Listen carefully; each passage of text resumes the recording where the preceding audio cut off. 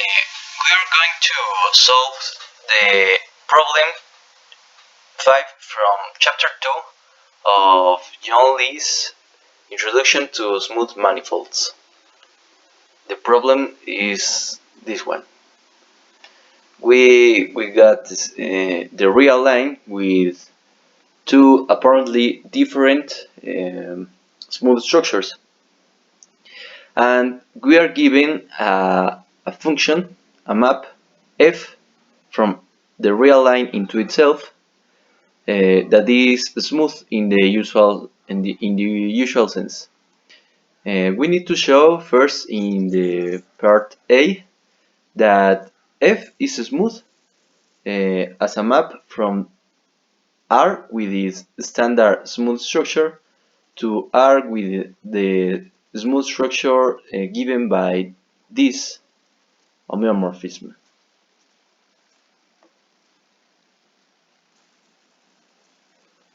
The cubic function, right? Okay, let's do part A.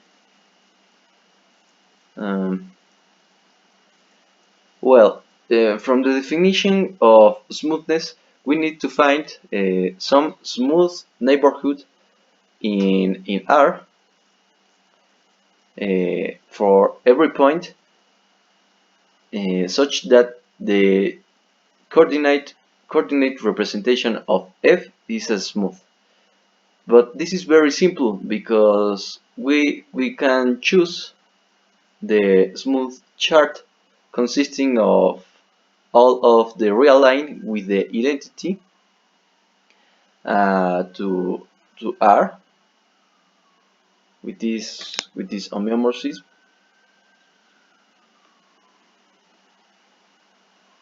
right? And we got f from here to here, and here we choose this chart, the only chart that gives rise to this structure, right? Then we can form the composite map. From here we made the identity, then we made f, and in this arrow we made the inverse of the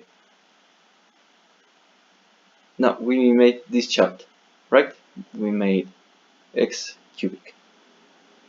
Then this composition, it's only t goes to t via the identity, then f t, and in the end, at last, we made ft cubic. Since f is cubic in the usual sense, and the cubic is also smooth, then all this map is smooth. Hence, part A is very easy. Okay, let's do part B. If f is smooth from the other structure for R, then we need to show that all derivatives in 0 are 0. Not all derivatives, all derivatives that are not multiple of 3, like 1, 2, 4, 5, etc. So let's show that those derivatives are 0 in 0. Okay?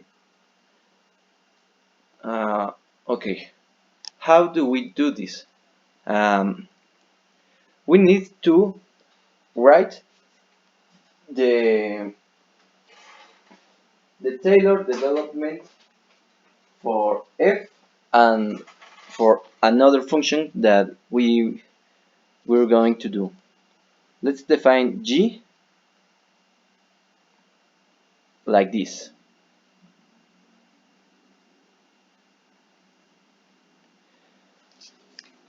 Since Um, our hypothesis is that F is a smooth map from this type of R to this R. We get from the composition of smooth charts that this is smooth. We get F here, here we got R, and here we got the inverse of the cubic, that is the square, the third 3 square, and here we got the identity. So this map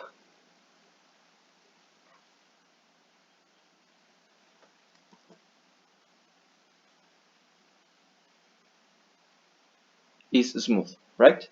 So G is smooth. Okay? Okay.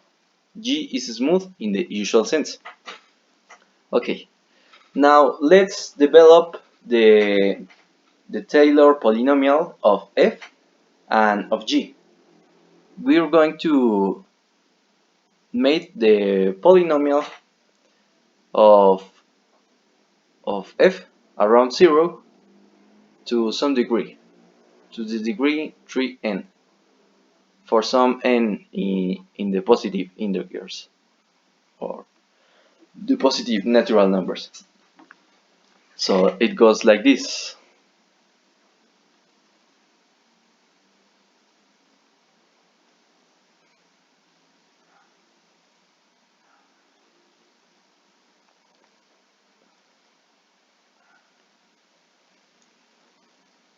And this is the remainder function of F to the degree 3n, right? The same we do for G.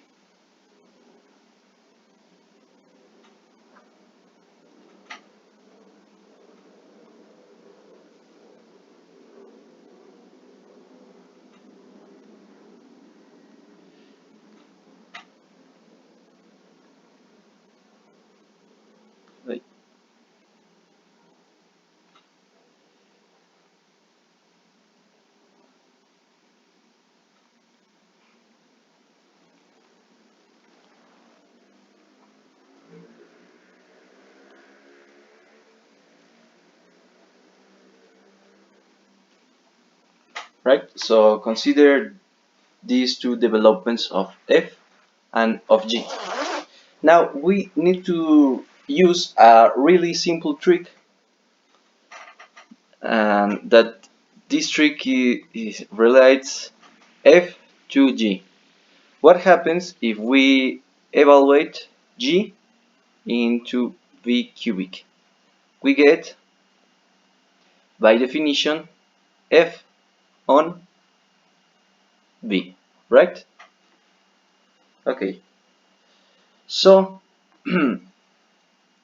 for an arbitrary V, we get this V cubic, V cubic, V cubic, right? Okay, so by this identity we have here, we get this new identity. Okay, so those polynomials in V are related to F and G, right? Now consider the following identity.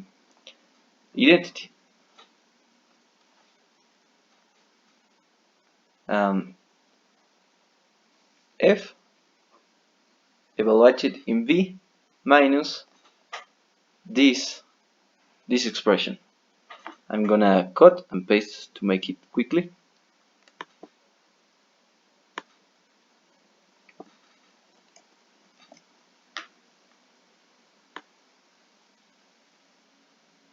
F minus this expression, right?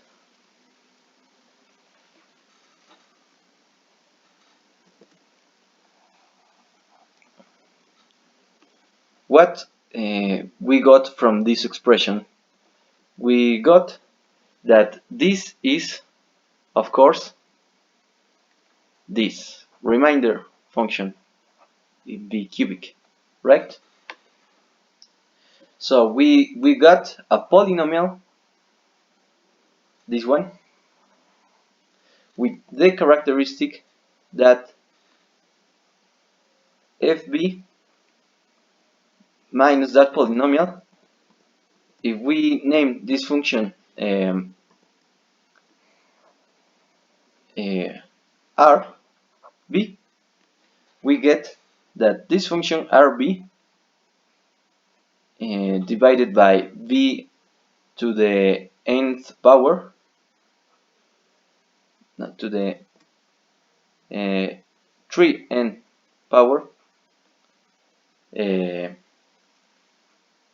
is this one over the v to the 3n power, right? As we know that r and g in v over v to the nth power, not to the, yes, to the nth power, goes to 0 as v goes to 0, right? Then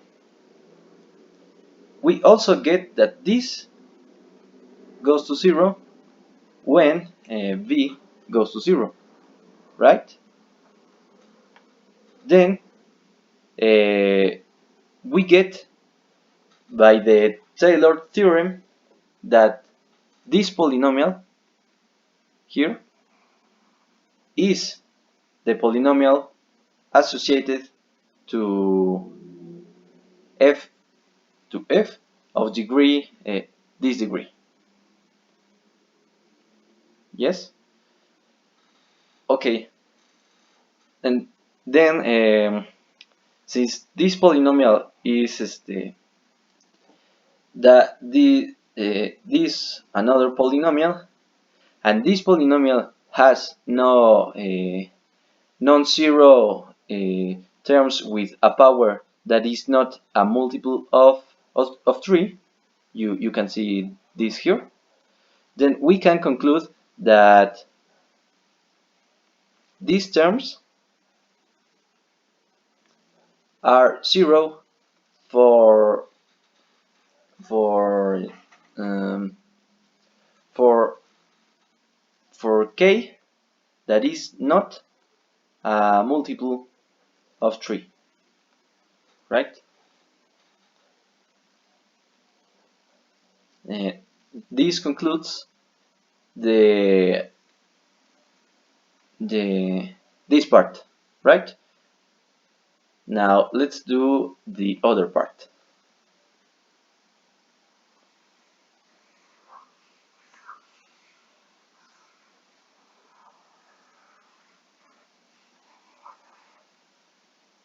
Okay. If we get that these derivatives are 0 whenever k is not a multiple of 3, then we must show that f is a smooth map, right? From the weird R to the standard R. But this is equivalent to show that, again, this map is smooth, right? So then we have to show that this map is smooth. How do we do this? Again, we appeal to the Taylor theorem and we develop the let's see that this map is its first derivative exists. How do we do that?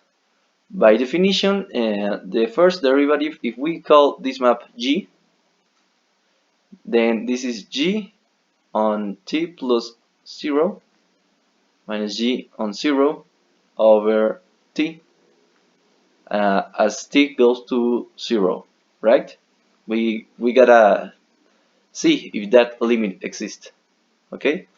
But this, since g in 0 equals 0, this is the same as writing g in t over t, right? Okay, um, g in t, uh, how do we write this in terms of f? Well, this is simply f in the cubic root of t. And then since f is smooth, we can develop its Taylor's polynomial for any n, for any large natural number that we choose. Okay, so developing the Taylor polynomial and dividing by t gives this, right? The standard Taylor polynomial evaluated in near 0,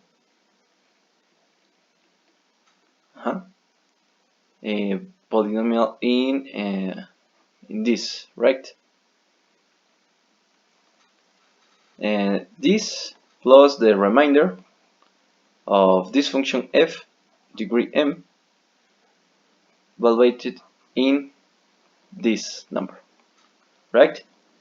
And we got to divide by t. Okay, so we got to determine this limit as if it exists as t goes to 0. How do we do this? We know that some of the terms of the polynomial are 0, right? The ones that are not multiple of 3, right? So this polynomial, uh,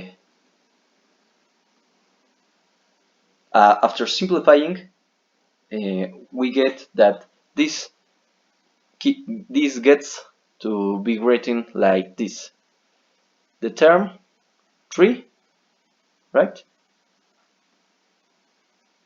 Cubic root of t elevated to the 3 power, la la la.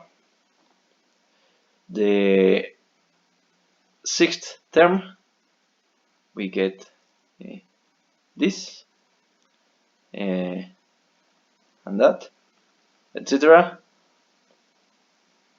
In fact, here we got nothing because all of the other terms vanish, right? So this uh, this gets to this form, right? Etc. So in the end, simplifying the square roots, we get a polynomial in t, right?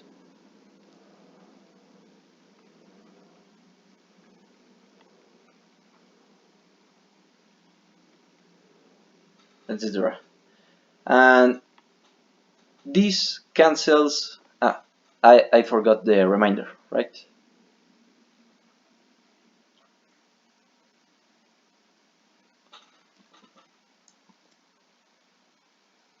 Okay, now you can see that after simplifying this and um, making t go to 0, all of these terms will vanish to 0, right? So we only have to concern with this term, right? So let's erase the other things and let's study this as t goes to 0. Not this. We got to divide by t, right?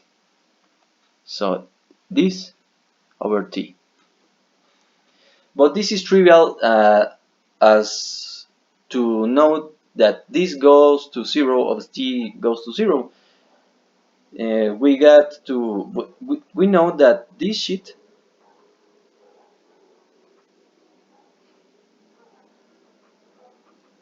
goes to 0 as as b goes to 0, right? So a simple and smoothly change of variable, making, this, will show that also this limit goes to 0, right? So this derivative really exists, right? This limit as t goes to 0 exists, and in fact it is 0. So we are done. And in the same way we show that the second derivative exists, and etc.